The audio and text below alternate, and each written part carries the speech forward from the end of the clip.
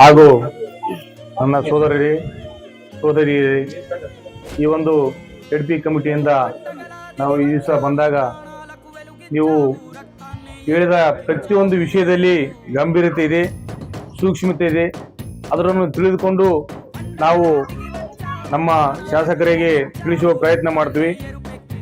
ಯಾರು ಎದೆ ತಟ್ಟಿ ಕೆಲಸ ಮಾಡಿರ್ತಾರ ಅವ್ರಿಗೆ ಕೇಳುವಂತ ಹಕ್ಕು ಕೂಡ ಇರ್ತದೆ, ಧೈರ್ಯ ಕೂಡ ಇರ್ತದೆ ಅಂತ ನನ್ನ ಒಂದು ಅಭಿಪ್ರಾಯ.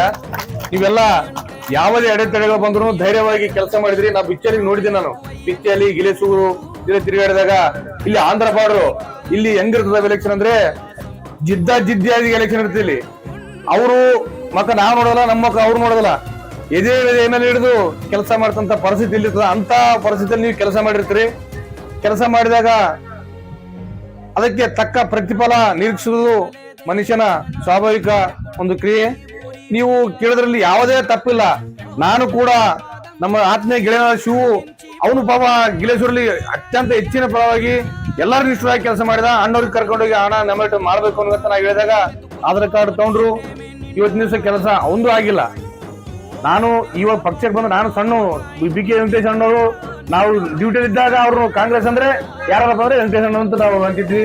ನಾಗೇಶ್ ಸಾತ್ನವರು, ಗೌಡ್ರು, ಇದೆಲ್ಲ ನಾವು ಅವಾಗ ತಿರುಗಾಡಕ ಕಾಂಗ್ರೆಸ್ ಪಕ್ಷ ಯಾರಿದಾರಪ್ಪ ಅಂತಂದ್ರೆ ವೆಂಕಟೇಶ್ ಅಣ್ಣ ಅಂತ ನಾವು ಅಂತಿದ್ವಿ. ಆ ತರ ಇವರೆಲ್ಲ ಕೆಲಸ ಮಾಡಿರೋ ಮೊದಲೆಲ್ಲ. ಮುಂದಿನ ದಿನಗಳು ಕೂಡ ಶಾಸಕರ ಗಮನಕ್ಕೆ ತರ್ತೀವಿ. ನಾವು ಒಂದೇ ಮಾತು, ಕೆಲಸ ಮಾಡಿದವ್ರಿಗೆ ನಾವು ಅವ್ರಿಗೆ ಸಹಕಾರ ಮಾಡಬೇಕು, ಕೆಲಸ ಮಾಡ್ಲೇಬೇಕು. ಇಲ್ಲಾಂದ್ರೆ ಮುಂದಿನ ದಿನ ಅವರೇ ಪರಿಸ್ಥಿತಿ ಅನುಭವಿಸ್ತಾರ, ನಾವೇನು ಹೇಳಕ್ಕಾಗಲ್ಲ. ಈಗ ಹೆಂಗಿರ್ತದೆ ಅಂದ್ರೆ ಜನರು ಅವಾಗ ಯಾವ ತರ ಇದ್ರಪ್ಪ ಅಂದ್ರೆ ಕೆಲಸ ಮಾಡ್ಲಿಕ್ಕೂ ಹೆಂಗೋ ಏನೋ ಬಂದು ಮಾತಾಡ್ಕೊಳ್ಳೋದು ನಡೀತಾರೆ. ಈಗ ನಾವೇ ಇವತ್ತು ದಿವಸ ಮಾತಾಡಿ ಹೋಗಿ ನಾಳೆ ಇನ್ನೊಂದ್ಸಲ ಬಂದಾಗ ಮಾಡ್ಲಿಕ್ಕಪ್ಪ ಎದಿ ಮನೆ ಹಿಡಿದು ಕೇಳ್ತಾರೆ. ಇವತ್ತು ಆ ತರ ಪರಿಸ್ಥಿತಿಗಳು ಇರ್ತಾವ. ಆದ್ರೂ ಕೂಡ ಒಂದು ಸಣ್ಣ ಪುಟ್ಟ ಇದ್ರು ನಾವು ಒಂದು ಅಣ್ಣತಮ್ಮ ಇದ್ದಾಗ ಚರ್ಚೆ ಮಾಡಿ ಒಂದು ಆಗ್ಲಿಕ್ಕಪ್ಪ ಅಂದ್ರೆ ಇನ್ನೊಂದು ಆಗ್ತದೆ. ಸಹನೆಯಿಂದ ಇವತ್ತಾಗಲಿಕ್ಕೆ ನಾಳೆ ಆಗ್ತದೆ. ಇನ್ನೊಂದು 4 ವರ್ಷ 3 ತಿಂಗಳ ನಮ್ಮ ಸರ್ಕಾರ ಇರ್ತದ.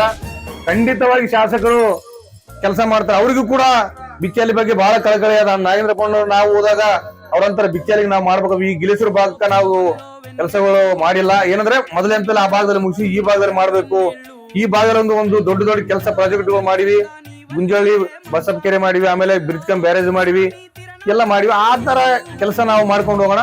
ಆ ಕಡೆ ಈಗ ನಾಮಿನೇಟ್ ಮಾಡಿದ್ವಿ, ಈ ಕಡೆ ಒಂದು ಟರ್ಮಿಂಗ್ ಮಾಡೋಣ ಅಂತ ನಮ್ಗೆ ಹೇಳಿದ್ರು. ಈಗ ಇನ್ನ ಒಂದು 2-3 ದಿವಸದಲ್ಲಿ ಎಲೆಕ್ಷನ್ ಮುಗಿದ ತಕ್ಷಣ ಮಂಡಲ ಎಲ್ಲ ಚೇಂಜ್ ಆಗಿ ಮಾಡ್ತಾವ ಅಂತ ಅವ್ರಿಗೆ ಹೇಳ್ಯಾರ. 7 ತಾರೀಕು ಆಗ್ತಾ ನಂತರ ಚೇಂಜ್ ಮಾಡಮು. ಈಗ ಯಾಕೆ ಚೇಂಜ್ ಆಗಲ್ಲಪ್ಪ ಅಂತಂದ್ರೆ ಅಧ್ಯಕ್ಷರು ಚೇಂಜ್ ಆಗ್ಬೇಕಾಗಿತ್ತು, ಜಿಲ್ಲಾಧ್ಯಕ್ಷರು ಚೇಂಜ್ ಆಗ್ಬೇಕಾಗಿತ್ತು. ಅದು ಲೇಟ್ ಆಗಾಯ್ತು. ಎಲೆಕ್ಷನ್ ಆದ್ಮೇಲೆ ಅಲ್ಲೊಂದ್ ಸಾಲ ಆಯ್ತು. ಎಲೆಕ್ಷನ್ ಆದ್ಮೇಲೆ ಅಲ್ಲೊಂದ್ ಸಾಲದಲ್ಲಿ ಅವ್ರಿಗೆ ಕೂಡ ಹೆಚ್ಚಿನ ಒತ್ತಡಗಳಾದವು. ಅಧ್ಯಕ್ಷರು ಇವೆಲ್ಲ ಚೇಂಜ್ ಮಾಡ್ಕೊಂಡು ಕುಂತ್ರೆ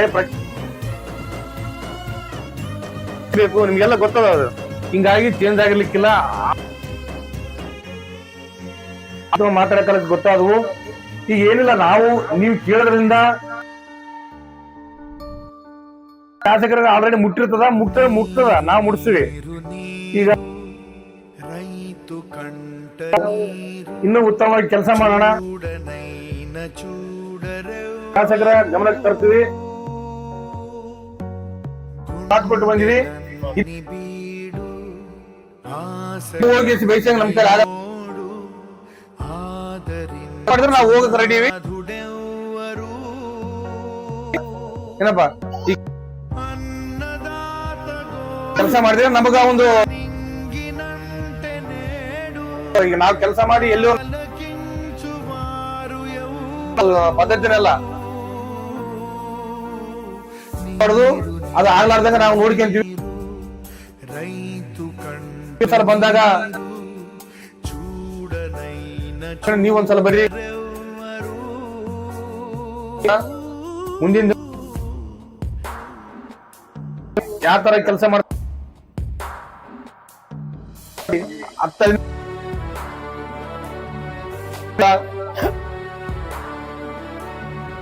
ಮಾಡ್ತಾರೆ ಸಣ್ಣ ದೇಶದಲ್ಲಿ ಎಲ್ಲ ನಾವು ನಿಜ ನಾವು ಕೆಲಸ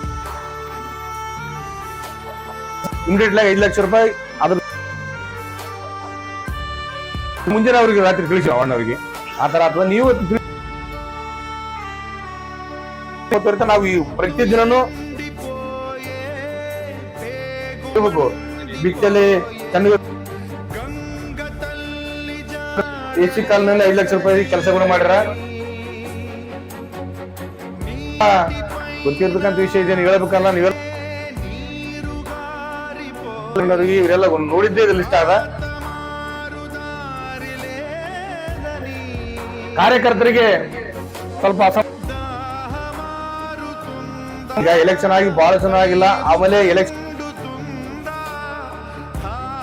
ಯಾಕ ಅಂತಂದ್ರೆ ಈಗ ಕ್ಷೇತ್ರಕ್ಕೆ ಅನುದಾನ